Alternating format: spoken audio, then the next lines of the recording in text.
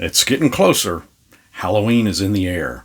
GameMasters here, and earlier this week we went over my version of Bagman, a fun take on the classic trope of horror monsters inspired by 80s movies icons like Jason Voorhees and Michael Myers, and even today's most recent version, Art the Clown from the Terrifier movies. You know, the ever-marching forward, never-stopping machines of, you get the picture.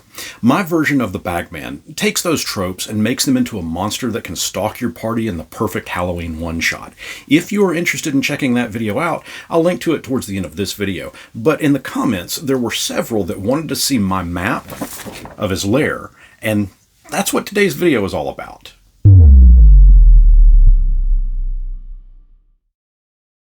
The Bagman, well, my version anyways, has a lair and can potentially dwell within any bag of holding. His objective, years upon years ago, he got scared, was part of a party that was about to face down a big bad evil guy and took refuge within his bag of holding. He could hear the screams of his friends as they were slaughtered, but stayed hidden within his bag. Once he felt that enough time had passed, he attempted to emerge, only to have trouble finding the opening of the bag of holding. His search for that opening took days, and which eventually led into years. The bag itself slowly began to transform him into a monstrous creature, and eventually he figured a way to move from bag to bag, as well as a means to leave. He sought a way to return to his home, but up to today, he has never found it. He is convinced that he can grab another soul and bring them into the bag of holding, then the bag's magic will release him. But so far, each attempt at doing so just hasn't worked. But that doesn't keep him from trying. The Bagman can move from bag to bag, and when all is quiet, he will slowly emerge from a random bag of holding, perhaps even yours, in search of his home. Should he find a sleeping individual nearby, he may even attempt to drag them in. Because he can travel from bag of holding to bag of holding, he has access to many unique items, but is mostly intrigued by the smaller items and trinkets. He also lives off random bits of food found within the various bags that he is able to move into. Chances are, if you place an apple in your bag of holding, you leave it there, and pull it out the next day only to find it partially eaten, there's a good chance that you may have been visited by the Bagman. Part of the Bagman's ability is to pull someone into the bag of holding. Once pulled in, the bag will typically remain open for 2 full rounds, allowing others to enter. Most would do so in an attempt to save their party member, but others might just enter that bag of holding just out of sheer curiosity. I made the Bagman's map a 13 by 19 sheet, but it can be sized down should you need it. It is posted over on my Patreon, and it's free to all members, and I'll leave a link down in the description as to where you can grab your copy. Also included will be a Trinket table of 100 random trinkets and items, which we'll look over in just a moment as well.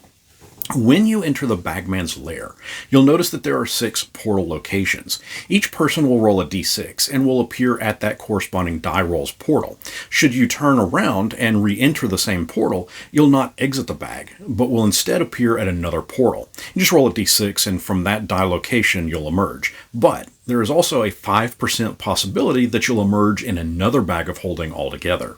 I'm going to include those instructions along with the map and the trinket table as well. Each square represents 10 feet, and I apologize in advance that the squares don't exactly measure out to be 1 inch. Evidently my Photoshop skills are not perfect. But you'll also notice scattered about the map random items. When on that location, you can roll on the Bagman's trinket table.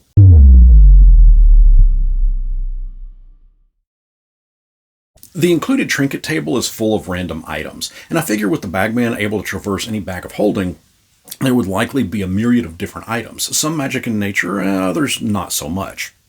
If, for example, you were to roll an 80, you'd find a small throwing axe, but rolling a 30 would find you a large magical axe. It'd be up to the dungeon master to determine what type of magical axe that would be. Rolling an 88 would get you a broken staff, but rolling a 22 would get you a tiny hourglass where the sand flows upward, like in Wizard of Oz. Rolling a 73 would get you a comb that makes your hair nice and neat without effort.